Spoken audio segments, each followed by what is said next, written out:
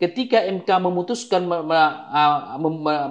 pelanggaran etika berat kepada ketua Mahkamah Konstitusi kita, idealnya kalau politik ideologis, kalau politik etika yang dikedepankan atau moral, harusnya Gibran mengundurkan diri. Kenapa saya mengatakan itu? Bahkan ada sejumlah tokoh ketemu Pak Jokowi dan menyarankan sebaiknya Gibran jangan. Betul, saya kira. Dan konon itu dicatat dengan sangat serius oleh Pak Jokowi waktu itu. Karena politik itu harus mengedepankan etika. Karena bicara apa? Bicara moral. Sejak awal pemilu ini ya, penyelenggaraan pemilu ini dari perspektif perempuan, ini pemilu yang sesungguhnya tidak menguntungkan perempuan.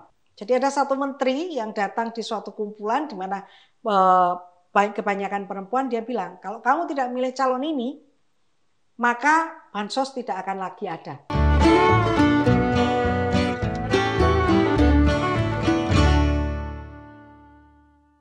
Oke, kembali lagi bersama saya Sebastian Salang dalam acara Kuasa Rakyat.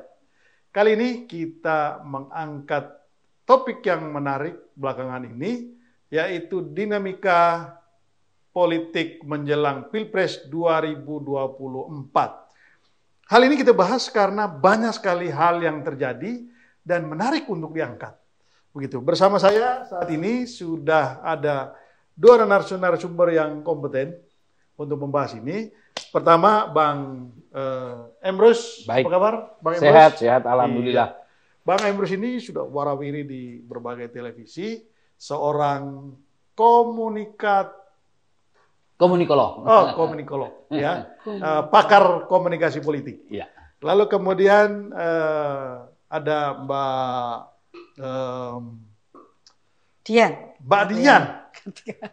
Dian Kartika Sari, seorang aktivis perempuan, pegiat HAM itu yang sejak zaman Orde Baru sudah sangat getol ya bicara soal kepentingan perempuan, bicara soal HAM.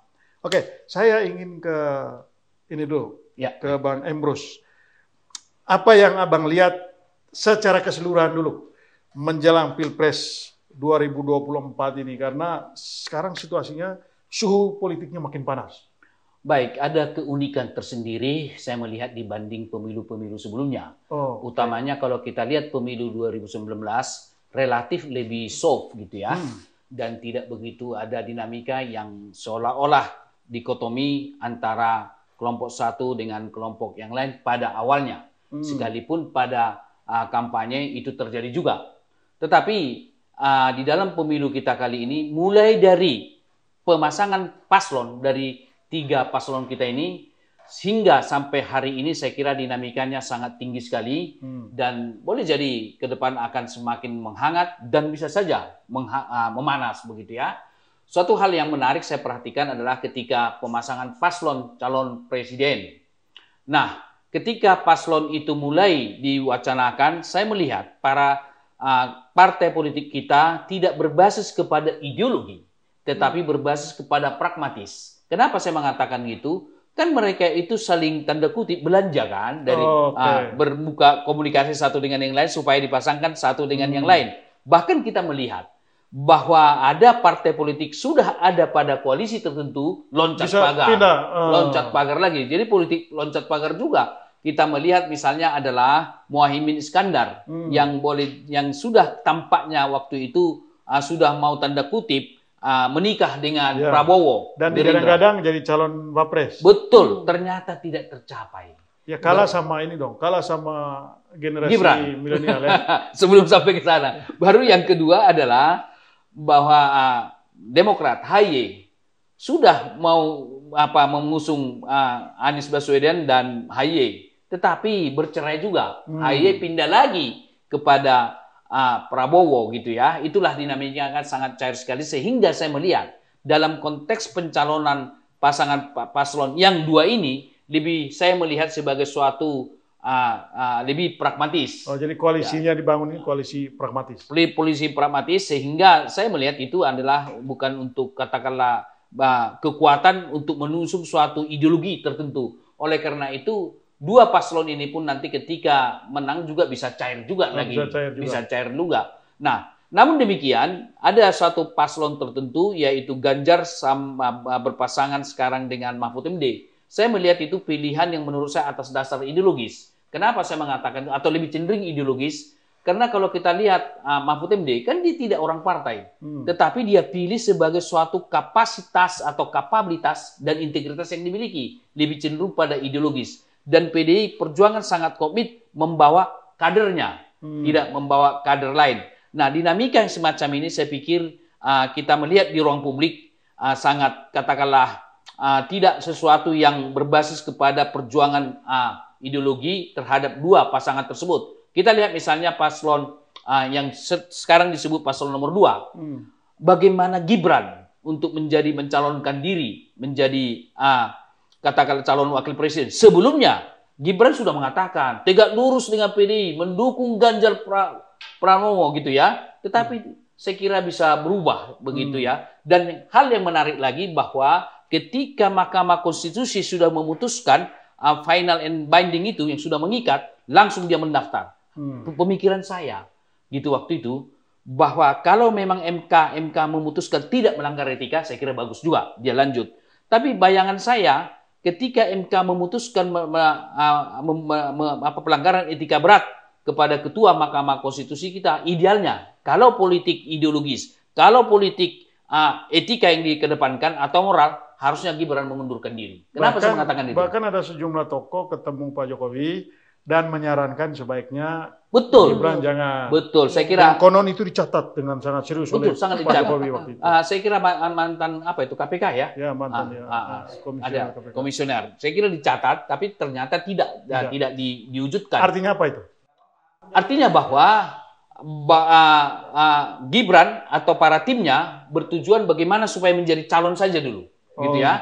Kalau kita bicara politik ideologis, politik etika, begitu dia didaftarkan menjadi calon karena undang-undang sudah diputuskan final dan mengikat, harusnya ketika diputuskan melanggar etika harusnya dia cabut, mengundurkan diri. Karena politik itu harus mengedepankan etika. Karena bicara apa? Bicara moral. Yang bernafsu di sini Gibrannya atau Pak Jokowinya?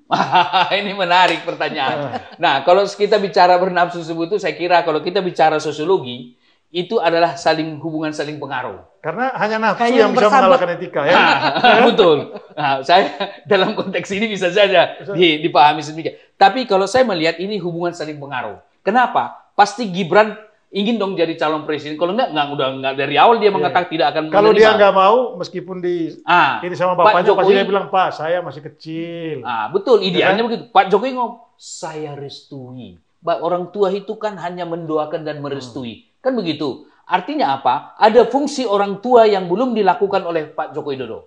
Memang mendoakan dan merestui fungsi orang tua. Tetapi ada fungsi mendidik, ada fungsi menjewer. Jangan dulu kau maju, aku lagi berkuasa ini. Nggak baik dilihat orang. Artinya bahwa orang tua itu harus mengingatkan juga. Kesimpulannya ini dua-duanya nafsu nih. Saya tidak mengatakan nafsu gitu ya, tapi publik bisa saja memaknai demikian. Tetapi ada hubungan saling pengaruh untuk terwujudnya hal tersebut. Saya ke Mbak Dian dulu. Mbak Dian, ini ada yang mengatakan Pilpres 2024 ini satu putaran. Gimana menurut Mbak Dian? Ya, kalau lihat hasil dari ini, polling-polling yang ada, jauh dari mimpi untuk bisa satu putaran, saya kira masih jauh. Oh gitu, jadi nggak benar nih yang... Nggak benar, orang boleh berangan-angan, semua boleh berangan-angan menang satu putaran. Ini sejumlah lembaga survei loh yang dan semua capres, dia berpikir untuk satu putaran. Ya saya kira setiap orang kan begitu, gantungkan cita-citamu setinggi langit. Jadi ini mimpi kali ya gitu. Gantungkan cita-citamu setinggi langit. Nah, dapatnya setengah atau 2/3 itu adalah hasilnya. Saya kira semua akan mimpinya di sana, walaupun targetnya seperti itu, walaupun nanti capaiannya pasti akan harus kita lihat. Saya masih lihat dari semua survei yang rata-rata masih di bawah 40, ya kalau tinggal 64 hari kan ini masih akan sangat berat gitu ya untuk sampai dengan secepat itu di sampai tambah 10% saja di hasil pemilu berikutnya itu masih akan berat. Tapi kalau melihat dinamika yang sejak awal pemilu ini ya, penyelenggaraan pemilu ini dari perspektif perempuan, ini pemilu yang sesungguhnya tidak menguntungkan perempuan. Kenapa? Dibanding dengan pemilu 2019 maupun pemilu 2014. Di 2014 dan 2019 KPU-nya sangat gigih berpihak pada keterwakilan perempuan. Artinya kalau tidak sampai 30% daftar calon itu digagalkan gitu, harus diisi. Tapi yang sekarang enggak, tidak ada aturan itu tidak ditegakkan. Yang kedua, dulu ada yang namanya relawan demokrasi di KPU yang mendorong pendidikan pemilih bagi semua masyarakat, termasuk perempuan, masyarakat adat dan yang lainnya. Tapi kalau melihat sekarang ini hampir, menurut saya karena sudah dekat sekali dengan pemilu ya, kayaknya nggak akan ada itu, nggak akan diselenggarakan. Kalau dulu 3 bulan, artinya kesungguhan hati KPU untuk menjangkau pemilih, untuk memberikan pendidikan pemilih itu tidak ada. Ditambah dengan apa yang disampaikan oleh Pak Emrus. Proses yang sudah terjadi pemilihan presiden ini, kita ngelihat kan memang male dominated, semua laki-laki. Dan dari semua yang laki-laki itu kita melihat ada yang sungguh-sungguh meletakkan perempuan dan kelompok rentan sebagai perhatian untuk perbaikan nasibnya, tapi ada calon yang hanya menjadikan perempuan itu sebagai target untuk perolehan suara. Bahkan mereka ditakut-takuti. Jadi ada satu menteri yang datang di suatu kumpulan di mana kebanyakan perempuan, dia bilang, kalau kamu tidak milih calon ini, maka bansos tidak akan lagi ada.